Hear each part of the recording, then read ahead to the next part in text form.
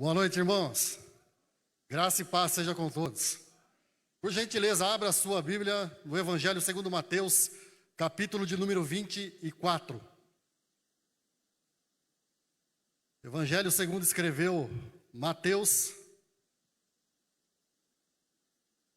capítulo de número 24, a partir do verso de número 1.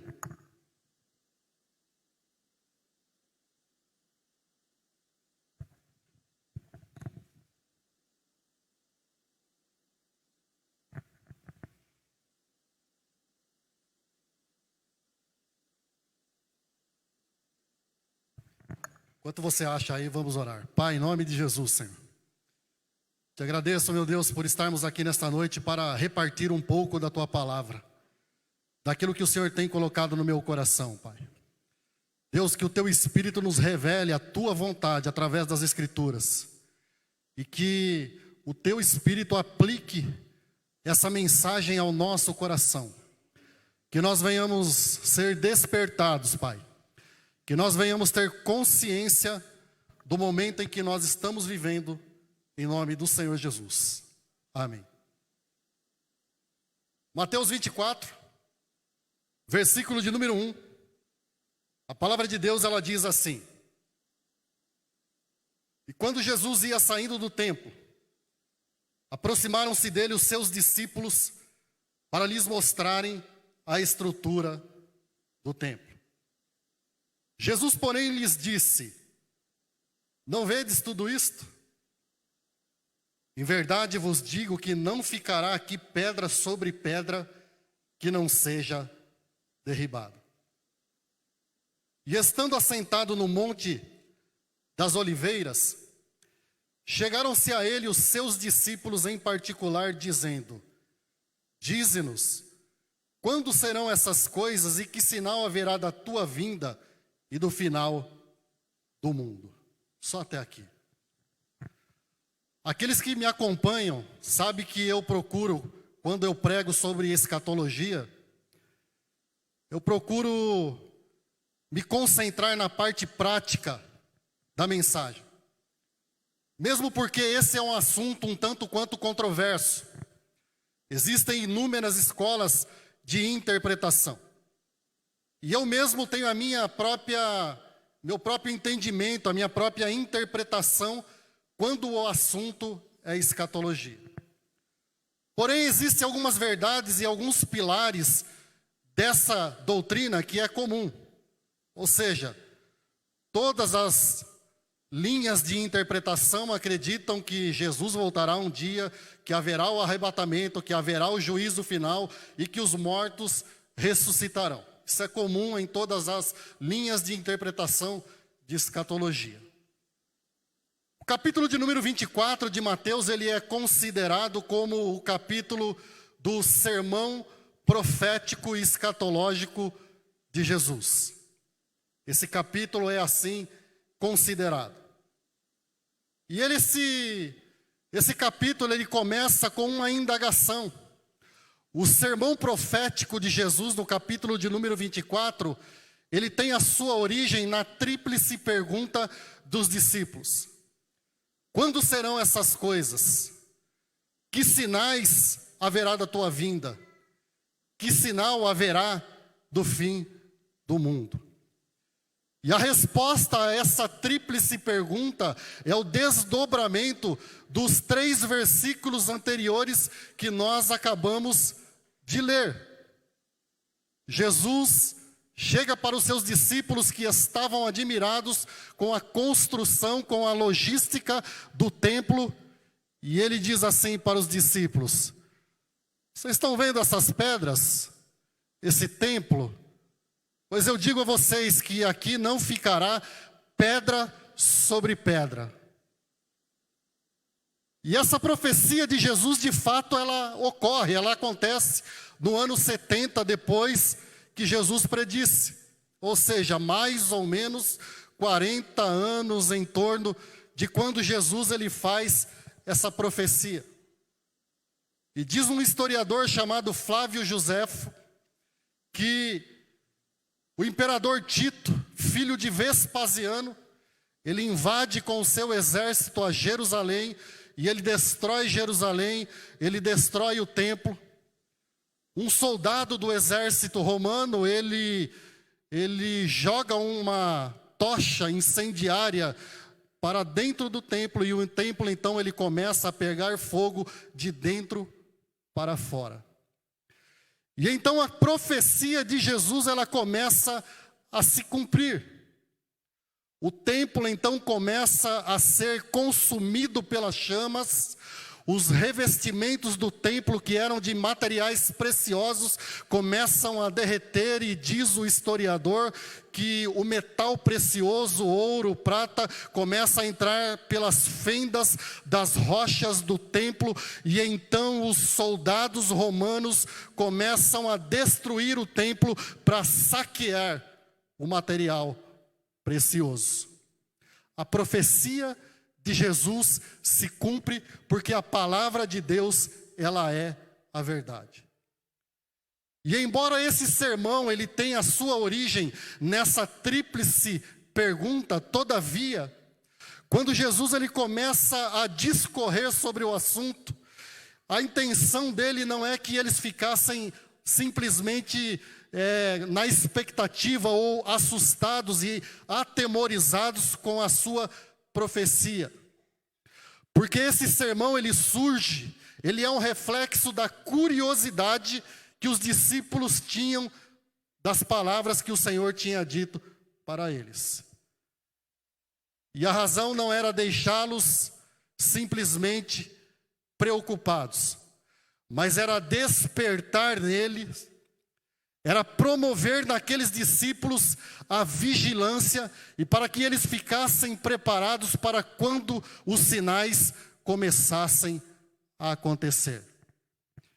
E meditando nesse texto, nós vemos alguns conselhos que Jesus ele deu para aqueles discípulos, e que são os mesmos conselhos que servem para nós em 2022. E eu gostaria de repartir alguns desses conselhos com vocês. Eu vou tentar resumir a mensagem para não tomar muito tempo, porque se eu fosse pregar tudo que eu tenho para pregar nesta noite, nós iríamos sair daqui muito tarde. Então eu vou resumir essa mensagem. E o primeiro conselho que Jesus dá para aqueles discípulos, e que Ele está dando para mim e para você nesta noite, é o seguinte: saibam discernir os tempos e saibam identificar os falsos profetas, os falsos messias e os falsos cristos. Versículo 4 e versículo de número 5, a palavra de Deus, ela diz assim: acautelai-vos, que ninguém vos engane, que ninguém vos engode, que ninguém vos ludibrie, porque muitos virão em meu nome, dizendo eu sou o Cristo, e enganarão a muitos. Ou seja, não se deixem enganar e se ludibriar por falsas promessas, por falsas expectativas e por sinais miraculosos. Jesus deixa essa mensagem e esse conselho muito claro. Saibam identificar os tempos e os falsos profetas e os falsos messias. E a história, ela tem provado para nós que a mensagem de Jesus, a profecia de Jesus, ela vem se cumprindo literalmente em detalhes como ele havia dito. E eu vou citar aqui alguns exemplos para você de falsos profetas, de falsos messias, de falsos cristos que se levantaram na história desde lá do começo. Mas eu vou trazer exemplos mais recentes. Quantos já ouviram falar de um indivíduo chamado Jim Jones? Jim Jones, um americano, fundador do Templo dos Povos, sai dos Estados Unidos com cerca de quase 1.000 pessoas e vai para a Guiana Francesa, e lá ele instala a sua religião chamada Templo dos Povos.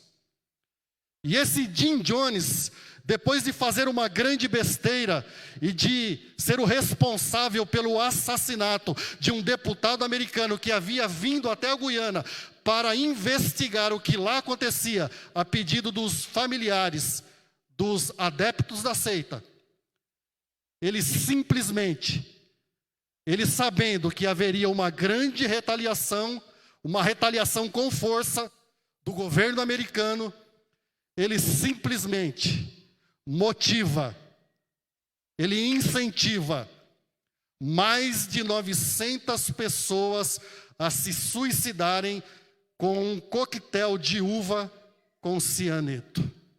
1978 acontece essa tragédia. Entre as vítimas do suicídio estavam 300 crianças. E aqueles que decidiam não tomar o coquetel com cianeto, com veneno, eram assassinados a facadas e a tiros. Porque um falso Cristo, um falso profeta, um falso mestre, um falso Messias se levantou dizendo-se representante de Deus, mas com uma palavra mentirosa, e Jesus havia nos avisado. Mas existe um outro exemplo, mais recente um pouco também, de um indivíduo chamado Sun Myung Moon. Quantos já ouviram falar de Sun Myung Moon? Mais conhecido como Reverendo Moon. Esse indivíduo, ele criou uma seita chamada Igreja da Unificação. Esse indivíduo considerava-se a encarnação do próprio Cristo. Ele teve uma revelação quando era adolescente, e nessa revelação ele dizia que o próprio Jesus apareceu a ele, dizendo que a obra na cruz havia sido incompleta e que ele, Moon, estava sendo incumbido, encarregado de completar a obra de 2000 anos atrás, porque ela havia ficado inacabada. Esse indivíduo chamado Reverendo Moon, ele conta com mais de 4 milhões de seguidores pelo mundo. Segundo fontes extraoficiais, dizem que ele chegou ao cúmulo, ele chegava ao cúmulo, porque hoje ele é morto desde 2012. Ele chegou ao cúmulo de tirar sangue de si mesmo e congelar esse sangue. E então ele servia esse sangue misturado também em suco de uva para os novos adeptos da seita, porque cria Reverendo Moon que o sangue de Moon purificava o ser humano de todo o pecado. Não é mais o sangue de Jesus Cristo. Não é mais o sangue que foi vertido na cruz. Na interpretação de Reverendo Moon, era o sangue dele que era poderoso para purificar o ser humano de todo pecado e de toda a injustiça. Mas para não ficar só com exemplos do exterior, nós temos aqui também no nosso país uma figura cômica e caricata chamada Henri Cristo. Eu acho que esse todos conhecem. E o Henri Cristo, ele fundou uma seita chamada Suprema Ordem Universal da Santíssima Trindade. E ele também declara-se o próprio Cristo reencarnado. E esse indivíduo, depois de passar por Santa Catarina, Curitiba, agora está instalado em Brasília, onde ele construiu uma pequena comunidade que chama de Nova Jerusalém. E lá ele vive com 12 dos seus discípulos, entre eles 3 homens e 9 mulheres. E esse indivíduo conta com as suas centenas de milhares de seguidores que acompanham os seus discursos, as suas preleções pela internet. O sinal, a profecia de Jesus vem se cumprindo literalmente, e a história está aí para comprovar. falsos cristos, falsos mestres, falsos messias se levantarão e passarão. Mas diz a palavra de Deus que o Filho do Homem virá sobre as nuvens e todo olho o verá, todo joelho se dobrará e toda língua confessará que somente Jesus Cristo é o Senhor, para a glória de Deus Pai. Muitos surgirão, mas nenhum outro nome há dado entre o céu e a terra, pelo qual nós devamos ser salvos, e o seu nome é Jesus o Cristo Nazareno, que me salvou e que te salvou. Mas Jesus continua dando seus conselhos. E então ele dá aos seus discípulos um segundo conselho. Não permitam que o medo demova vocês da fé. Não permitam que o medo demova vocês da fé. Versículos de 6 a 8, a palavra de Deus, ela diz assim: E ouvireis de guerras e de rumores de guerras. Olhai, não vos assusteis. Não fiquem com medo, não se atemorizem. Porque é necessário que isso tudo aconteça, mas ainda não é o fim. Porquanto se levantará nação contra nação e reino contra reino, e haverá fomes e pestes e terremotos em vários lugares, mas todas essas coisas são o princípio das dores. Não vos assusteis. Calamidades e catástrofes não devem assustar e atemorizar os seguidores ou os discípulos do Senhor Jesus Cristo. Porque esses sinais, essas turbulências, elas foram profetizadas e nós sabemos disso pela palavra de Deus. Calamidades e tragédias não devem atemorizar o coração e a alma daquele que é seguidor de Jesus Cristo, porque ele profetizou e a sua palavra vem se cumprindo. Vamos falar de terremoto. Segundo a ONU, vamos falar de guerras. Segundo a ONU, existem mais de 30 regiões no mundo em conflitos armados.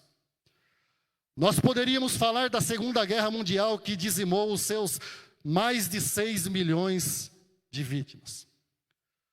Poderíamos falar também do regime comunista socialista de Mao Tse-tung, de Lenin, de Stalin, de Trotsky, que segundo agências ceifou e dizimou os seus 100 milhões de vidas. Vamos falar de fome. Segundo o mesmo órgão, a ONU, mais de 811 milhões de pessoas passam fome no mundo. Poderíamos citar a África, poderíamos citar o Nordeste e o Norte brasileiro, mas eu posso citar que todas as semanas aparece alguém na porta da minha casa, faminto, pedindo alimento, porque não tem o que comer e não tem como satisfazer a necessidade da sua família. O mundo está passando fome. Segundo a OMS, 5 milhões de pessoas no mundo já morreram da Covid-19.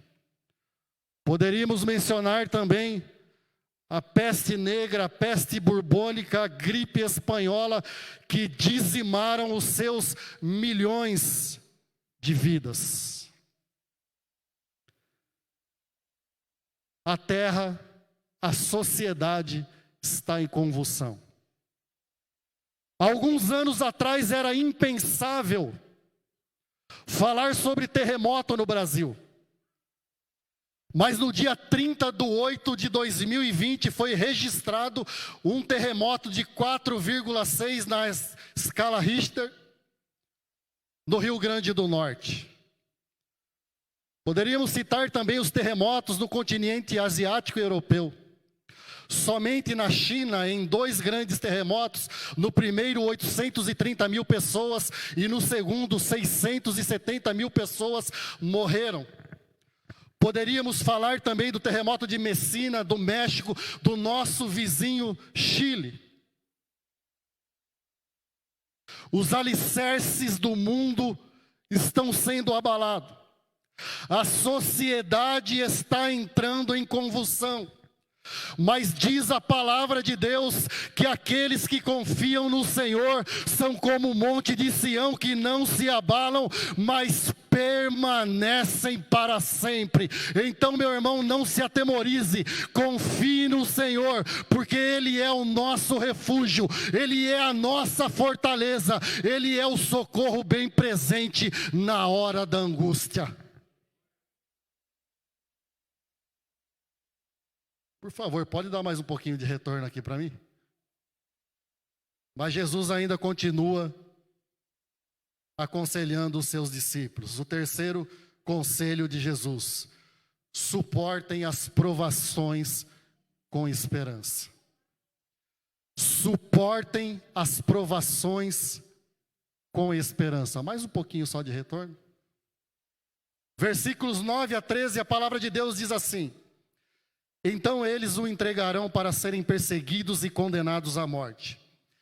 E vocês serão odiados por todas as nações por minha causa. Nesse tempo, muitos ficarão escandalizados, trairão e odiarão uns aos outros.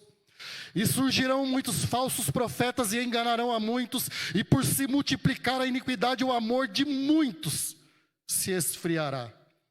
Mas aquele que perseverar até o fim será salvo. Suportem as provações, as dificuldades, as tribulações com esperança. Vamos falar de esfriamento do amor. A pandemia foi responsável por revelar o esfriamento de muitos dos cristãos. Muitos dos cristãos usaram a pandemia como muleta para abandonar o seu compromisso com Cristo, com a igreja, não se importam mais com as realidades espirituais, não têm mais compromisso com a comunidade da fé, não estão nem aí para o que está acontecendo neste lugar.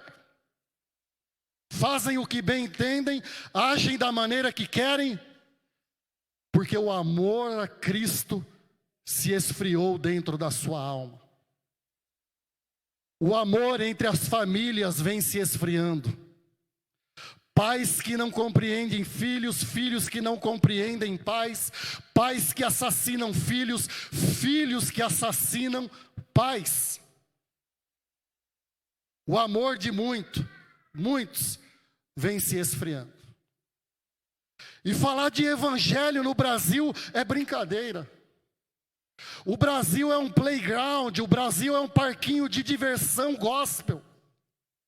Porque nós não temos aqui nem 1% daquilo que os nossos irmãos vivem na China, na Coreia, no Oriente Médio. E nós temos a oportunidade de adorar a Deus, mas muitas vezes nós não valorizamos a oportunidade e a liberdade que nós temos de servir a Deus e levamos a vida espiritual de qualquer maneira. Agora presta atenção no dado que eu vou te dar. Segundo a missão Portas Abertas, mais de 340 milhões de irmãos nossos pelo mundo sofrem perseguição religiosa. Somente no ano de 2020, 4.671 pessoas morreram dando testemunho da fé em Jesus Cristo. E nós muitas vezes, por causa de um pequeno problema, desanimamos, saímos da igreja, abandonamos a comunidade da fé, não nos lembramos daquilo que Jesus fez na cruz do Calvário por nós. Servir a Deus no Brasil é muito tranquilo, irmão. Servir a Deus aqui no nosso país é muito bom e nós precisamos aproveitar essa liberdade.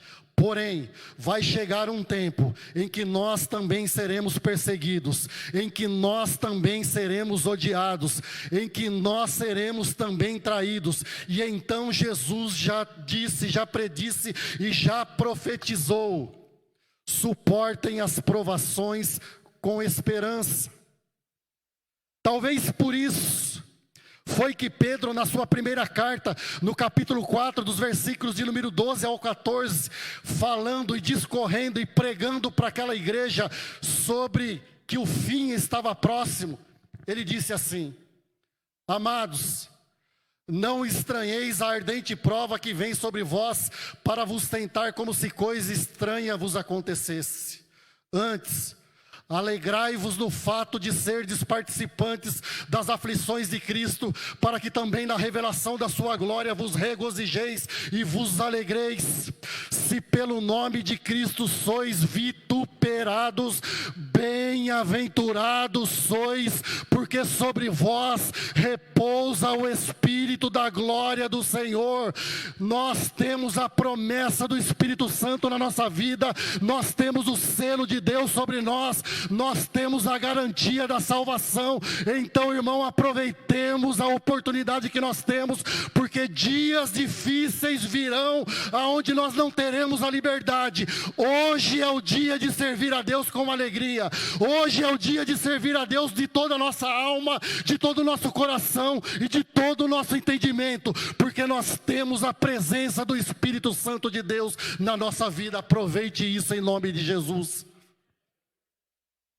Nós temos o selo do Espírito, nós temos a garantia da nossa redenção. O Espírito Santo está falando comigo e com você nesta noite: não temas, porque eu estarei convosco todos os dias até a consumação dos séculos.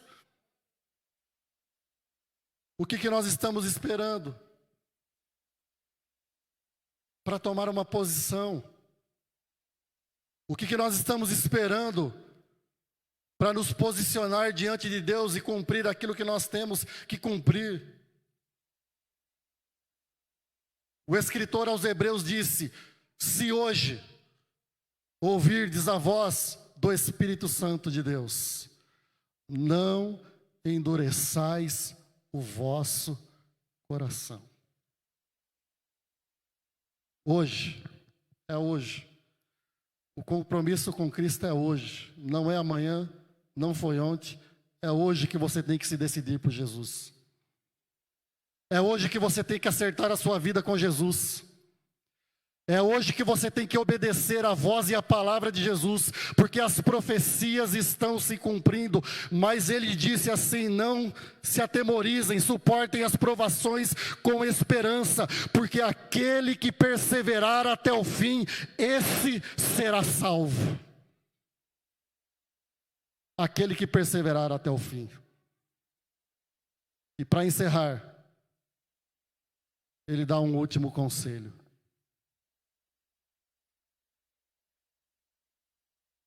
Ele diz assim: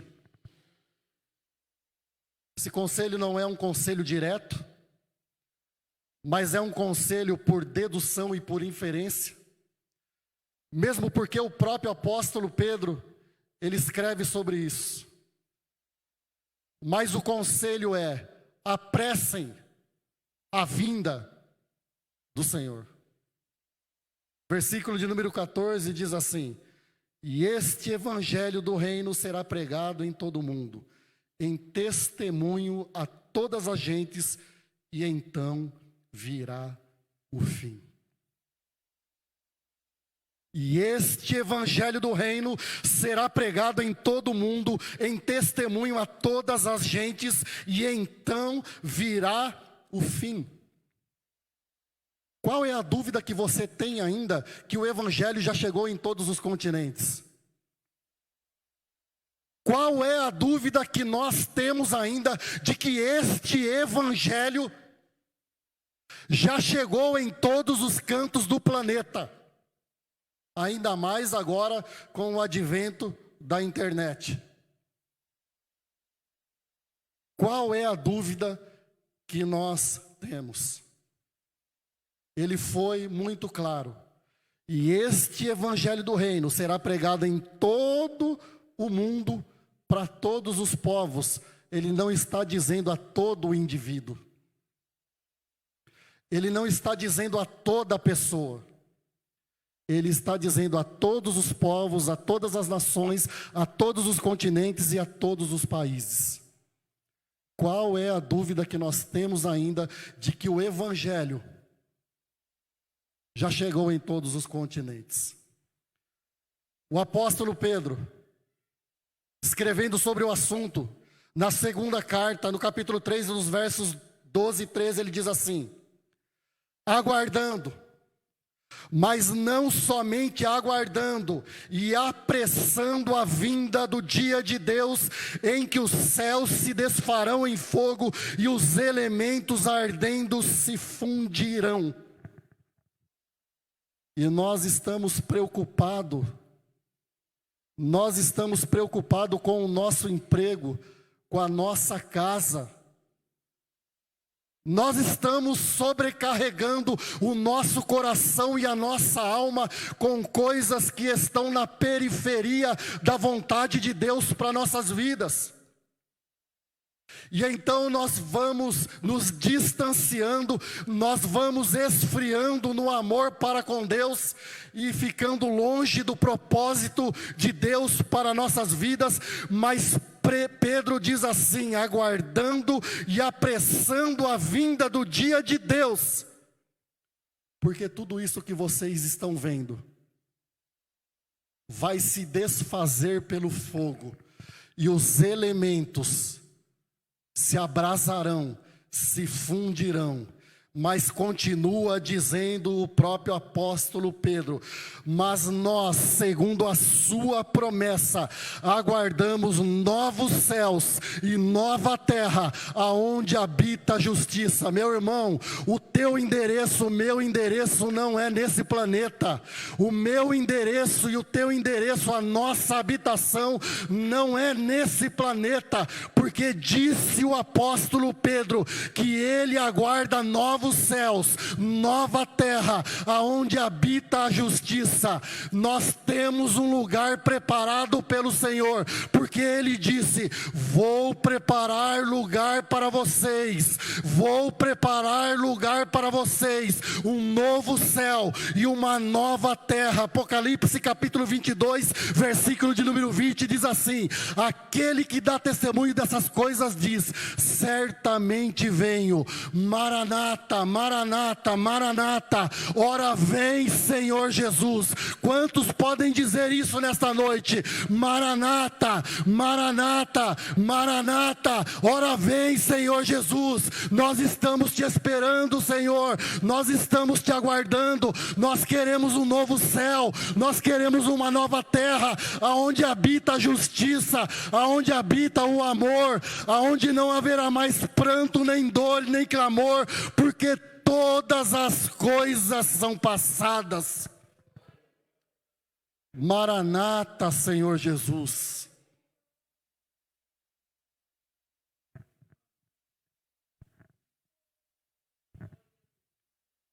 O que nós estamos esperando, irmãos?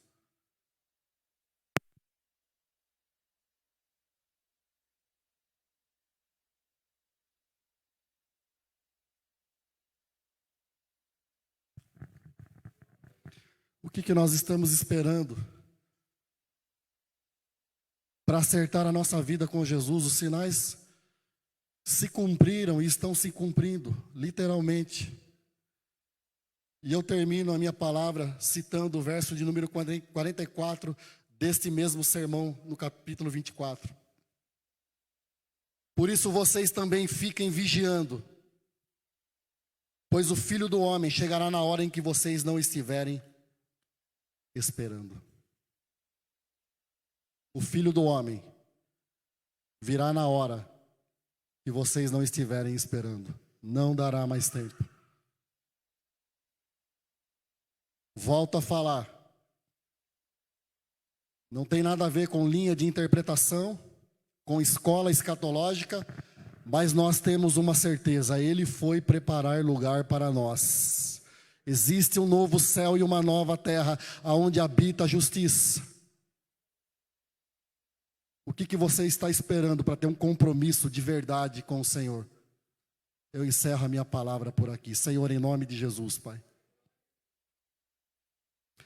Nós ouvimos a Tua palavra, Senhor. E o Teu Espírito é poderoso para aplicar essa palavra ao nosso coração. E é só isso que eu te peço. Aplica esta palavra ao nosso coração e desperta a Tua igreja. Desperta a Tua igreja, Senhor. Que nós não venhamos negligenciar os sinais, que nós não venhamos negligenciar a tarefa que nos foi dada de proclamar o Evangelho, de pregar o Evangelho, mas não somente de pregar o Evangelho, de viver e ter um compromisso com o Evangelho, Senhor. Pai, em nome de Jesus, tem misericórdia nas nossas vidas. Alcança aquele que me escuta agora através desta live. Toca, Espírito Santo, nesse coração. Abala, Senhor, as nossas estruturas espirituais. Desperta-nos, Senhor, do sono espiritual. Em nome de Jesus. Em nome de Jesus. Amém, Senhor. Graças a Deus. Deus te abençoe em nome de Jesus. Um beijo no teu coração.